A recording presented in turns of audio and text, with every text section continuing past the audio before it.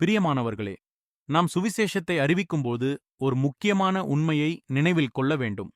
சுவிசேஷம் என்பது மனிதனை உடனடியாக எதையாவது செய்ய வைத்து ரட்சிப்பை பெற்றுத்தரும் ஒரு தந்திரமான கருவி அல்ல.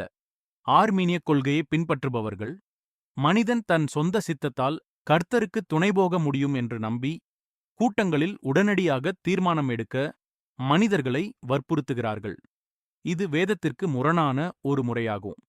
டாக்டர் மார்ட்டின் லொயிட் ஜோன்ஸ் கூறுவது போல, இரட்சிப்புக்காக மனிதனை நிர்பந்திப்பது தவறான அணுகுமுறையாகவும், உண்மை என்னவென்றால், பாவத்தினால் மனிதனுடைய சித்தம் ஆவிக்குரிய வல்லமையை இழந்து காணப்படுகிறது.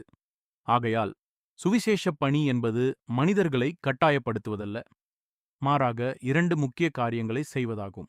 ஒன்று, இயேசு கிறிஸ்துவை மனிதர்கள் முன்வைப்பது. மற்றொன்று, அவரை இரட்சகராக ஏற்று விசுவாசிக்கும்படி அறிவிப்பது.